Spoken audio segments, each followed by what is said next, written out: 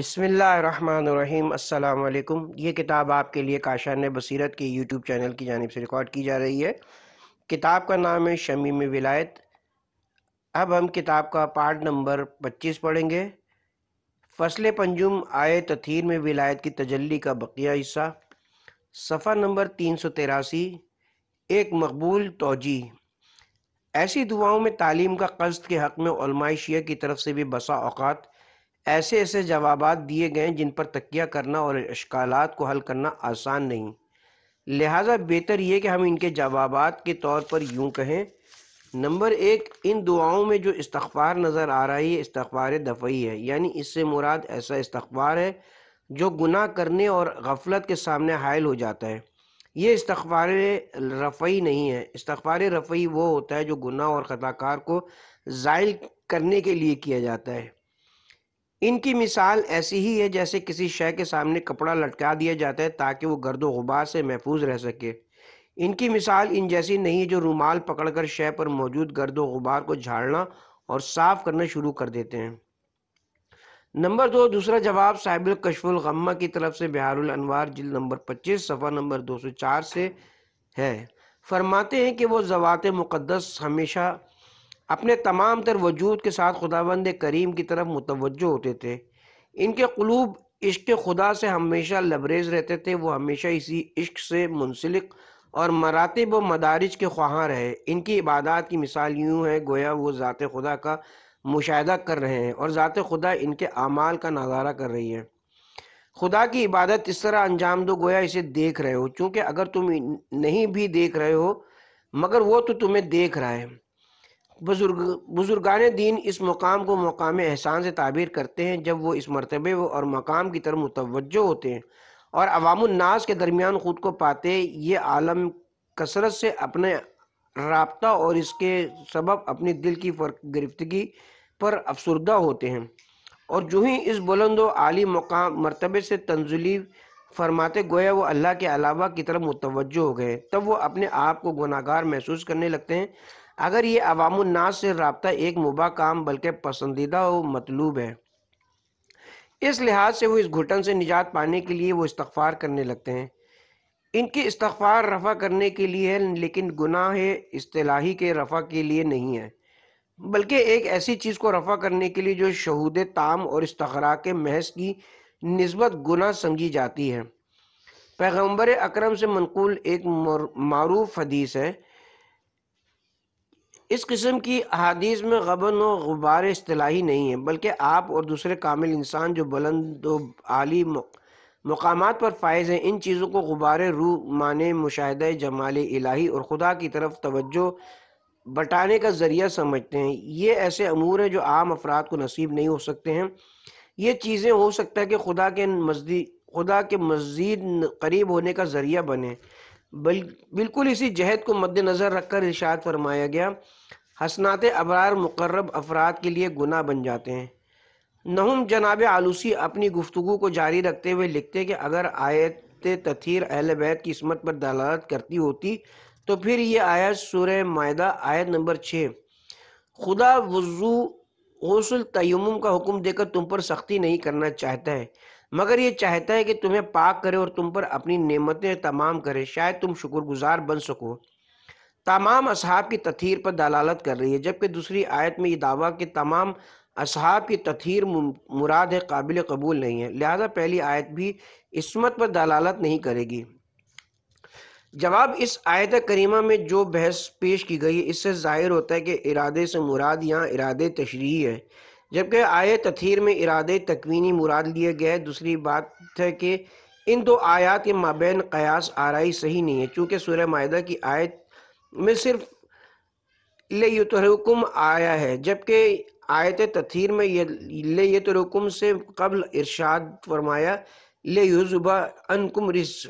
توجہ رہے کہ اگر کہا جائے کہ رجس ہر نوع کی پلیدی اور ناپاکی کو شامل ہے، چونکہ اس پر الف لام جنس کا داخل ہے، جس کا مطلب یہ ہوگا کہ مخاطبین سے ہر طرح کی پلیدی دور رہے، یعنی ان ہستیوں کے حریم میں کسی بھی قسم کے گناہ کا داخلہ ممنوع ہوتا ہے۔ مغالطات کی بنیاد، جناب آلوسی نے اہل سنت کے دوسرے مفسرین کی طرح ارادہ تشریح اور ارادہ تکوینی کو مخلوط کر دیا ہے۔ اس نے اذہاب اور تطہیر دفعی کے درمیان اور اذہاب اور تطہیر رفعی کے مابین فرق نہیں رکھا ہے۔ یہ دو اشتباہ بڑے بڑے بلکہ اکثر مغالطات کا سبب بنے ہیں۔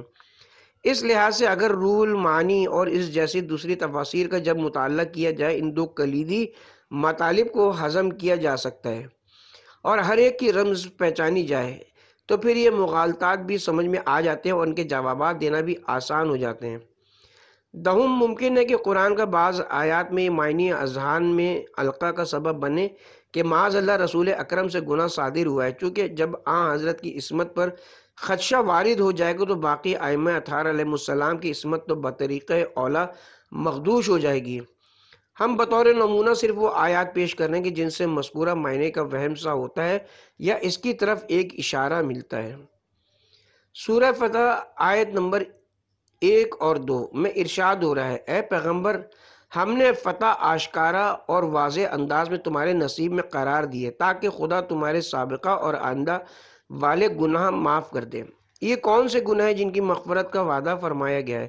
جواب، یہاں جس گناہ کا تذکرہ ہے وہ اصطلاحی گناہ یعنی معصیت و ذنب نہیں، چونکہ گناہ اور معصیت کے معاف ہونے کا طریقہ استغفار و توبہ ہے، نہ کہ ایک مجاہد دشمن پر غلبہ پالے اور فتح یاب ہو جائے تو گناہ معاف ہوں گے۔ یہاں جو خداوند متعال اپنے رسول سے ارشاد فرما رہے ہیں کہ ہم نے فتح مبین و آشکار فتح مکہ تمہیں نصیب فرمائی تاکہ تمہارے تمام گناہوں کو معاف کر دیا جائے۔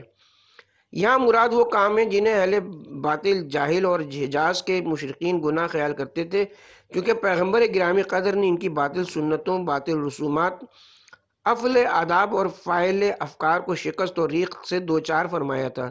صرف جہالت کے بت ہی نہیں توڑے تھے، بت پرستی والی فکر ہی مٹا دی تھی۔ تبھی تو مشرقین تعجب سے کہا کرتے تھے، سورہ صاد آیت نمبر 5، اس نے تمام معبودوں کو ملیہ میٹ کر کے بس ایک ہی معبود قائم رکھا، یہ تو یقینی بڑی تعجب خیز بات ہے۔ عجائب اور عجب دونوں مغالطے کے صیغے اور دونوں کا معنی ایک ہے، مگر عجائب کے معنی میں زیادہ تاکید پائی جاتی ہے۔ مزید یہ کہ جنگ بدر و احد وغیرہ میں پیدران و برادران جن کا تعلق کفر و شرک سے تھا وہ مجاہدین کے ہاتھوں قتل کیے گئے، اس لیے حضرت ان کے نزدیک مجرم اور گناہگار سمجھے جانے لگے۔ جب فتح مکہ یعنی فتح مبین ہوئی، اہل مکہ نے معاف کر دیا، ان کی عظمت کو افواہ عمومی کے قالب میں دیکھنے لگے، اپنی جفاؤں اور مظالم کو جو آپ اور ان کے اصحاب پر روا رکھے گئے تھے کا باہم مقایسہ کرنے لگے۔ اب انہوں نے جان لیا کہ حق حضرت کے ساتھ ہے۔ فتح مکہ کے بعد جب پیغمبر اکرم خانہ کعبہ کے دروازے پہ کھڑے تھے، آپ نے دونوں ہاتھ دروازے کی چوکھٹ پر ٹکا رکھے تھے۔ لوگوں سے خطاب کرتے ہوئے فرمایا، کیا کہتے ہو؟ کیا گمان کرتے ہو؟ اہل مکہ نے جنہیں اپنے سروں پر تلوار لٹکتی ہوئی محسوس ہو رہی تھی، کہنے لگے، تم ہمارے بھائی اور ہمارے بزرگ ہو۔ اگر ہم بدگمان اور برے تھے، مگر اب تمہارے بارے میں صرف خیری کہیں گے۔ پیغمبر نے فرمایا، میں تمہارے سامنے وہی کچھ کہوں گا جو میرے بھائی یوسف نے کہا تھا۔ سورہ یوسف آیت نمبر 92، تمہارے لیے کوئی سرزنش نہیں ہے، آج تمہیں اللہ معاف کرے، وہ ارحم الراحمین ہے۔ آپ نے مزید بیان فرمایا اور اختتامی کلمات تھے، جاؤ تم سب آزاد ہو۔ اہل مکہ مسلمانوں اور اسلام سے بغض و کینہ رکھنے اور انہیں ایذا رسانی کے سبب اب کی بار بالکل مرگ و سوگ کی کیفیت سے دوچار تھے، ان کے چہروں پر ہوائیاں اڑی ہوئی تھیں۔ یہ جملہ سنتے ہی ان پر زندگی کی ایک لہر دوڑ گئی، وہ خود کو مسلمانوں اور اسلام کا مخلوص شمار کرنے لگے اور جوک در جوک مسلمانوں سے ملنے لگے۔ ان کے اسلام کی طرف میلان کی وجہ یہ تھی کہ پیغمبر اکرم کو حق حاصل تھا، ان سب کو تحقیق کرنے کا حکم صادر فرما سکتے تھے یا انہیں اسیر کر سکتے تھے یا ان سے جزیہ لے سکتے تھے، ان تمام کی وہ قدرت و توانائی رکھتے تھے، مگر معاف کر دیا۔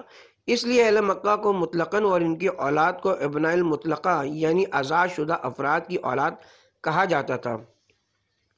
ابو سفیان اور اس کا بیٹا معاویہ بھی ان میں شامل تھا۔ تبھی تو حضرت امیر المومنین علیہ السلام نے اپنے بعض خطوط میں طاغوت شام کو مذکورہ واقعہ یاد دلایا، اور حضرت زینب بنت علی نے دربار دمشق میں یزید کو مخاطب کر کے فرمایا، اے آزاد شدہ کے فرزند، کیا یہ عدالت ہے کہ تیری عورتیں اور کنیزیں تو پردے کے پیچھے بیٹھی ہوں اور رسول زادیاں اسیر ہیں؟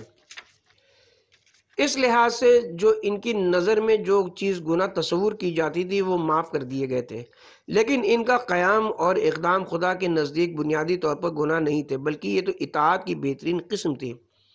خداوند کریم کے کلیم حضرت موسیٰ باوجود یہ کہ معصوم تھے، جب خدا کی جانب سے مامور ہوئے تاکہ الہی پیام لوگوں تک اور فرعون کے دربار تک پہنچائیں، تو عرض کیا، اے پروردگار، ہارون کو میرے ہمراہ مددگار اور میرے وزیر کے طور پر بھیج دے تاکہ یہ اہم ترین پیغام احسن انداز میں پہنچایا جا سکے۔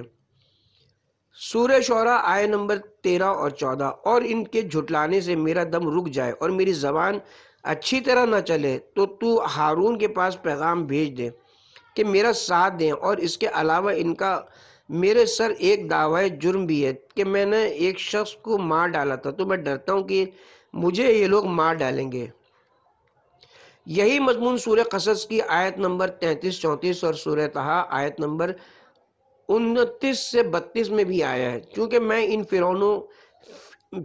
ان فرعونیوں کی نظر میں گناہگار ہوں، نہ کہ تیری نظر میں۔ کلیم خدا اور حبیب خدا دونوں نے گناہ کا ارتکاب نہیں کیا۔ ان دو اولو العزم کی طرف جن گناہوں کی نسبت دی گئی وہ کفر و شرک کے سرداروں کی نظر میں گناہ تھے، قانون اور شریعت کی نظر میں گناہ نہیں تھے۔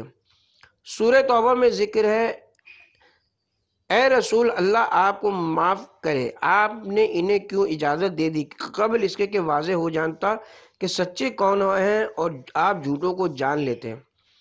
سورہ توبہ آیہ نمبر 43۔ اگرچہ مذکورہ آیہ کریمہ میں ذنب، خطا اور عصیان کے الفاظ استعمال نہیں کیے گئے، مگر دو جملوں سے استدلال کیا گیا۔ کہتے ہیں پہلے جملے سے ظاہر ہوتا ہے کہ حضرت سے خطا زرزت ہوئی ہے اور خدا انہیں اس پر معاف کر دینا چاہتا ہے۔ دوسرا جملہ بتلاتا ہے منافقوں کو اجازت دینا صحیح نہیں ہے، اسی سبب آپ کو سرزنش کی جا رہی ہے کہ ایسے کیوں کیا ہے۔ جواب بعد والی آیات میں بتلاتی ہیں۔ اولاً منافقین جنگ تبوک میں حاضر ہونے کے لیے تیار نہیں تھے، ان کا اجازت طلب کرنا در حقیقت ایک ظاہر اور دکھلاوے کے علاوہ کچھ نہیں تھا۔ اس لحاظ سے اگر پیغمبر اکرم انہیں جنگ سے غیر حاضر رہنے کی اجازت نہ بھی دیتے، وہ تب بھی کسی مشکل یا نبرد آزمائی میں شرکت نہ کرتے۔ اس پر بہترین شاہد اسی سورہ کی آیت نمبر 46 ہے۔ ارشاد ہو رہا ہے، اگر واقعاً ان کا ارادہ جنگ میں شرکت کرنے کا ہوتا تو وہ اپنے ہتھیار آمادہ کرتے، خود کو تیار کرتے، جبکہ انہوں نے ایسا کوئی قدم نہیں اٹھایا ہے۔ ثانیاً ان کی جنگ میں شرکت سے مسلمانوں کو کوئی خاص فائدہ بھی نہیں ہوتا، بلکہ یہ لشکر اسلام کی تعصیف کا سبب بنتے ہیں۔ سورہ توبہ آیت نمبر 47۔ اگر یہ تمہارے ہمراہ خروج کرتے اور جنگ میں شرکت کرتے، یہ تو صرف تمہاری صفوں میں فساد انگیزی اور فتنہ پروری کرتے، اس کے علاوہ کوئی کام نہ کرتے۔ توجہ رہے کہ تمہارے درمیان سما موجود ہیں اور خداوند کریم بھی ظالموں کو جانتے ہیں۔ سما یا ضعیف الایمان اس فرد کو کہا جاتا ہے جو خوش باور، جلدی یقین کر لینے والا ہوتا ہے۔ اس نے اپنے کان منافقوں کی سمت لگا رکھے ہیں، یہ جلدی ان کے القاعات اور شائعات کے زیر اثر آ جاتا ہے۔ یا پھر سما کہتے ہیں جاسوس کو، جو ہر گوشے کنارے میں حتیٰ کہ پانی میں بھی سر دھنتا رہتا ہے اور ہمیشہ خبر کی تلاش میں رہتا ہے۔ جو ہی کوئی خبر ملتی ہے فوراً ان تک پہنچا دیتا ہے اور اپنے مرکز کی گھٹیا طریقے سے مدد کرتا ہے۔ بہر صورت اگر منافقین جنگ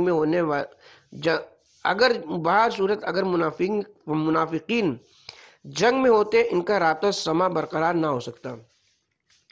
چنانچہ یہی افراد عبداللہ بن ابی سلول جو منافقین کا سرغنہ تھا، اسلام کے ایک تہائی لشکر کے ساتھ جنگ احد کے میدان میں پلٹ گئے تھے۔ ان کی یہ حرکت حضرت کی شکست اور لشکر اسلام کی رسوائی کا سبب بنی تھی۔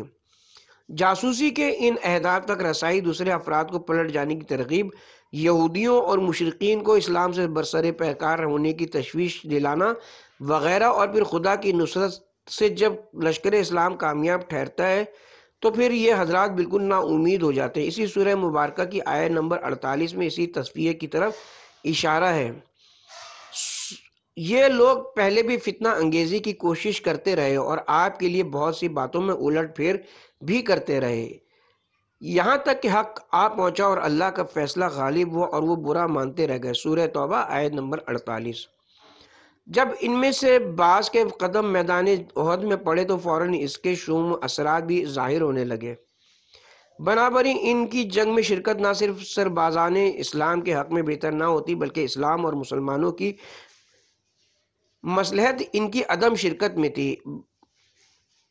حضرت کا ان کو جنگ میں شرکت نہ کرنے کی اجازت دے دینا لشکر اسلام کی ضعیف و کمزوری کا سبب ہرگز نہیں بنا، بلکہ اس طرح تو ان کے منافق چہرے پر دیر تک پردہ پڑا رہتا، پہچاننے میں قدر تاخیر ہو جاتی۔ اس کے مقابلے میں ایک فائدہ بھی ہوتا کہ قانون کی حرمت اور پیغمبر گرامی قدر جس عظیم ہستی کا احترام معاشرے میں باقی رہتا، جبکہ آپ حاکم اسلامی کے عنوان سے جہاد کا اعلان کرتے، جو بھی قدرت و توانائی رکھتے ہوتے وہ اپنے لیے شرکت کو لازمی قرار دیتے، حتیٰ کہ اگر منافقین شرکت نہ کرنے کا ارادہ کر لیتے تو وہ بھی خود کو اجازت لینے کا پابند سمجھتے، نہ کہ وہ حاکم شرع کے احکامات کو پاؤں تلے رون ڈالتے اور پھر اسے ایک رسم کا عنوان دے ڈالتے اور اس جسارت کو عادت بنا دیتے۔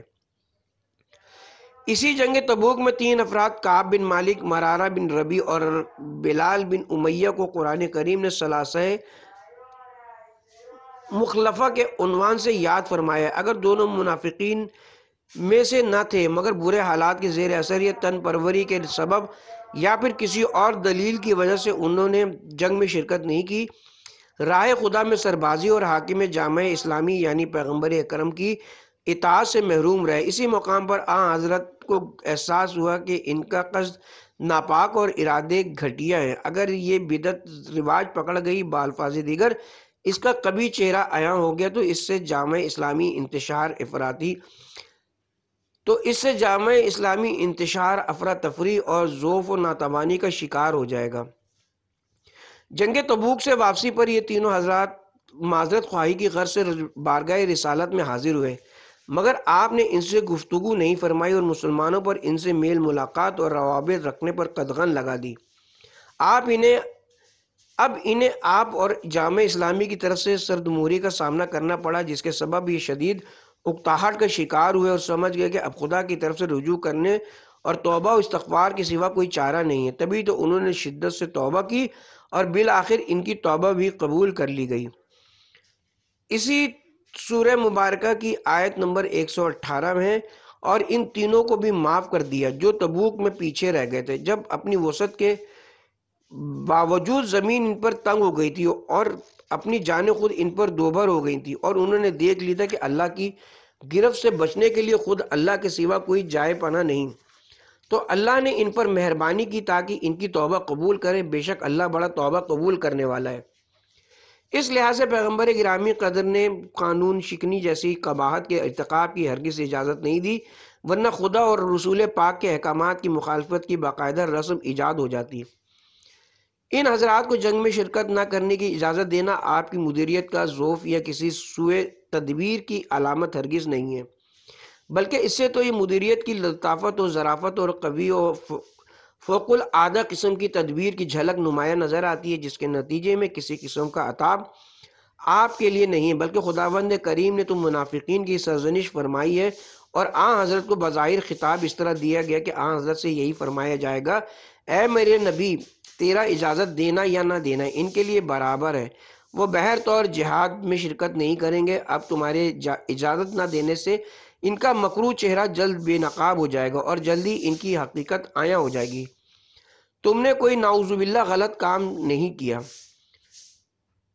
البتہ یہ جملہ عفو اللہ عنک ایک ترہیم سے بھرپور جملہ ہے جو شفقت، ترہیم اور اظہار شوق اور لطف وغیرہ کے مواقع پر بولا جاتا ہے۔ مثلا عربی کے علاوہ خود ہماری زبان میں بھی ہے خدا تمہارا بھلا کرے، یا بولا جاتا۔ اس قسم کے جملات مخاطب کے گناہگار ہونے پر دلالت نہیں کرتے۔ مثلا اگر کوئی بدقماش انسان کسی شریف اور محترم شخص کی اہانت کرنا چاہتا ہے تو دیکھنے والے دوسرے حضرات اپنی طاقت کا استعمال کرتے ہوئے اسے روکنے کی بھرپور کوشش کریں گے، کبھی نہیں چاہیں گے کہ شریف انسان کی پگڑی اچھلنے پائے۔ ہو سکتا ہے یہ مظلوم شریف انسان دیکھنے والے کی خدمت میں عرض کرے ارے خدا تم تیرا بھلا کرے، انہیں کیوں روکا ہے؟ انہیں یہ سب کچھ کرنے دیتے تاکہ دیکھنے والے سمجھ سکتے کہ یہ کتنا بدکماش اور بدبخت انسان ہے۔ واضح ہے اب دیکھنے والا انسان کسی خطا کا مرتکب نہیں ہوا، اس نے تو شائستہ اور ضروری کام انجام دیا ہے۔ وہ شریف نہ صرف اس کے فعل سے راضی نہیں ہوا بلکہ بہت مسرور ہے، لہٰذا یہ جملہ خدا تیرا بھلا کرے یہ ناپسندیدہ کام یہ ہرگز دلالت نہیں کرتا، اور نہ ہی یہ جملہ کہ انہیں سب کچھ کرنے دیتے ہیں، بلکہ سب کچھ تو کمال لطف مہربانی وغیرہ کا مظاہرہ ہے۔ سورہ فتح کی آیات میں نہ صرف آپ کی ذات گناہ کے صادر نہ ہونے پر دلالت کر رہی ہیں بلکہ سورہ توبہ کی آیات بھی ناپسندیدہ کام کے ارتکاب اور مستحق سرزنش و ملامت نہ ہونے پر دلالت کر رہی ہے۔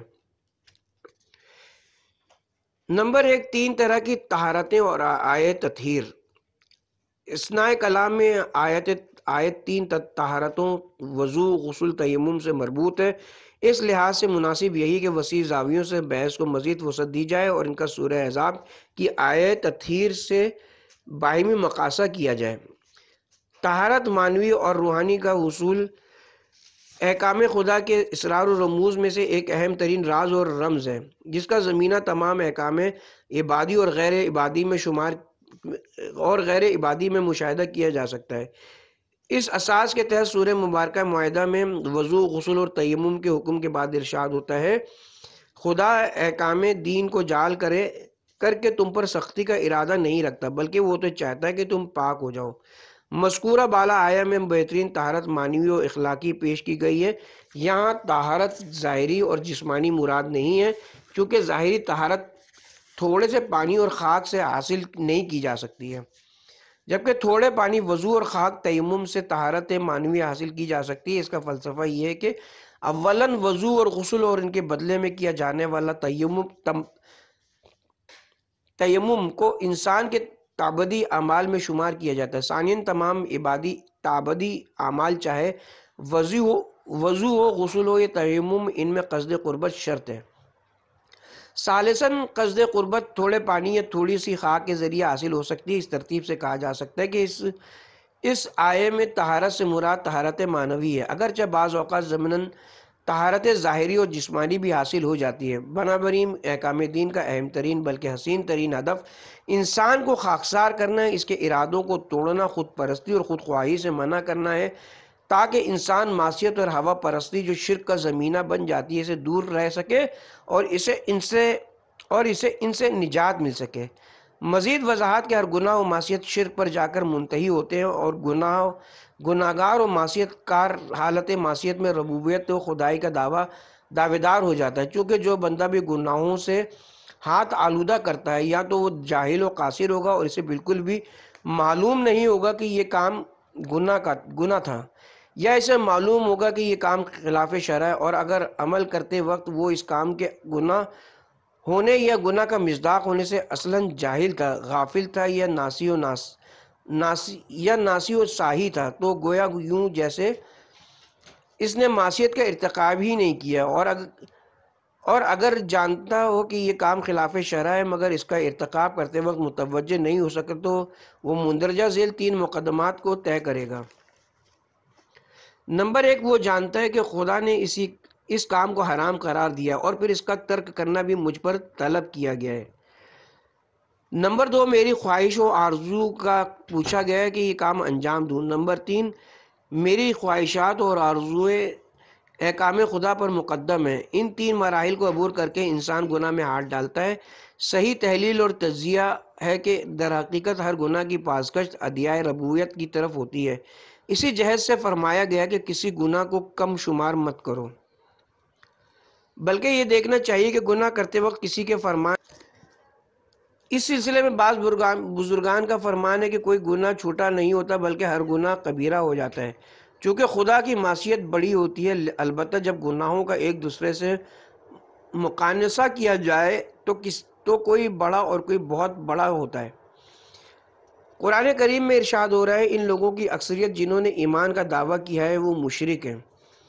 سورہ یوسف آیت نمبر 106۔ ان میں سے اکثر لوگ اللہ پر ایمان لائے بھی ہیں تو اس کے ساتھ شرک بھی کرتے ہیں۔ شاید یہ اشارہ ہے اسی ادائے ربوبیت کی طرف جب عمدن گناہ کا ارتکاب کرتا ہے، وضو، غسل، تیمم اور طہارت حاصل کرنے کی غرض اور حقیقت یہ کہ انسان کو متواضع اور منکسر المزاج بنایا جائے تاکہ انسان خود خواہی اور خود پرستی سے محفوظ رہ سکے، تاکہ ایسا ادا کرنے والوں میں قرار نہ پائے۔ ایسا انسان کبھی بھی شیطان کی طرح نہیں کہتا، بلکہ کہتا ہے کہ میں پابند حکم خدا ہوں۔ مرحوم استاد قمشئی اپنے بیش بہا قیمت اشعار میں فرماتے ہیں، میں الہی اللہ کہتا ہوں اور اپنے دل کی گہرائیوں سے انا الحق کی صدا لگاتا ہوں، جبکہ میں ذرہ ہوں یا خورشید اسی کی طرف سے ہوں، بلکہ میں تو اس کے آستانے کا گداگر ہوں۔ بحث اللہ کے بارے میں نہ ہو کہ ان اللہ کے بارے میں، بحث اس کی الہیت کے متعلق ہے، نہ کہ میری اولویت کے متعلق۔ وہ لوگ جو گناہوں سے اپنے ہاتھ آلودہ کرتے ہیں وہ در حقیقت ان اللہ کہتے ہیں، اور جو شخص وہ اللہ کہتا ہے وہ کبھی بھی گناہ کو ہاتھ نہیں لگاتا۔ وضو، غسل و تیمم کا اور بقیہ تمام دینی احکام کا فلسفہ تطہیر نفس اور تزکیہ روح ہے کہ وہ اپنی اس انا پرستی سے محفوظ رہ سکے، جبکہ وہ تطہیر جو سورہ احزاب میں اہل بیت علیہ السلام کے لیے پیش کی گئی ہے وہ ان مباحث سے بلند و ارفع اور عمیق ترین ہے۔ چونکہ خداوند کریم فرما رہے ہیں کہ میں نے دوسروں کی تطہیر کے احکام ذکر کیے ہیں اور تمہاری تطہیر کے لیے بھی علیحدہ سے احکام مقرر کیے ہیں، بلکہ ارشاد ہو رہا ہے خداوند کریم نے شخصاً ارادہ کیا ہے کہ تمہیں پاک کرے تاکہ تم ہر قطرہ گناہ، نسیان، خطا سے محفوظ رہ سکو۔ چونکہ اہل بیت کی تطہیر کا خدا نے مستقیماً ارادہ فرمایا ہے، بغیر کسی واسطے کے خدا کے ارادے کی طرف نسبت دی گئی ہے جو تخلف پذیر نہیں ہے۔ نمبر 2، مقام مخلصین۔ گزشتہ بحث میں ہم نے مخلصین لام پر فتح زبر کے بارے میں چند مطالب پیش کیے ہیں اور بیان کیا گیا ہے کہ یہ حضرات قرآن کریم میں بلند مقام پر فائز ہے، بلکہ بعض کا تعارف تو ہدایت کے طالبین کے لیے بطور نمونہ کے کروایا گیا ہے۔ ان مخلصین میں سے ایک حضرت یوسف تھے جن کا تعارف پاک دامن اور تطہیر کے الگو کے طور پر کرایا گیا ہے۔ عزیز مصر کی زوجہ نے حضرت یوسف کا ارادہ کر لیا تھا۔ اگر حضرت یوسف نے اپنے رب کے براہین کا دیدار نہ کیا ہوتا یہ بھی اس کا ارادہ کر لیتے، مگر آپ نے اس عورت کی طرف اصلاً توجہ نہیں دی، چونکہ پروردگار کے براہین کا دیدار نصیب ہو چکا تھا۔ براہین کے دیدار کا مقصد یہ تھا کہ حضرت یوسف کا دامن آلودہ نہ ہونے پائے، چونکہ آپ مخلص بندوں میں سے تھے۔ اس عورت نے یوسف کا ارادہ کر لیا اور یوسف بھی اس کا ارادہ کر لیتے اگر وہ اپنے رب کی برہان نہ دیکھ چکے ہوتے۔ اس طرح ہوا تاکہ ہم ان سے بدی اور بے حیائی کو دور رکھیں، کیونکہ یوسف ہمارے برگزیدہ بندوں میں سے ہیں۔ سورہ یوسف آیہ نمبر 24۔ استاد بزرگوار مرحوم طباطبائی مذکورہ آیہ کریمہ کے ذیل میں فرماتے ہیں کہ حضرت یوسف کا دامن آلودہ نہ ہونے کے تقریباً 20 سے زیادہ اسباب ہیں۔ ان میں سے اگر کسی ایک سبب کو پہاڑ پر رکھ دیا جائے تو وہ پہاڑ ریزہ ریزہ ہو جائے گا، اور اگر کسی سخت ترین صخرہ پر رکھ دیا جائے تو وہ آب میں تبدیل ہو جائے گا۔ یہی براہین کا پیش کیا جانا سبب بنا کہ حضرت یوسف خدا کے امتحان میں سرفراز و کامران ٹھہرے۔ خداوند کریم نے حضرت یوسف کو ناپسندیدہ اور زشت فعل سے بچا لیا، برائی کو ان سے دور فرمایا۔ خدا کی خصوصی عنایت کے سبب کوئی برائی اور ناشائستہ چیز آپ کے تعاقب میں نہیں آئی۔ آپ نے کبھی برائی کے خیال تک نہیں فرمایا، یعنی برائی اور بدی کبھی آپ تک پہنچ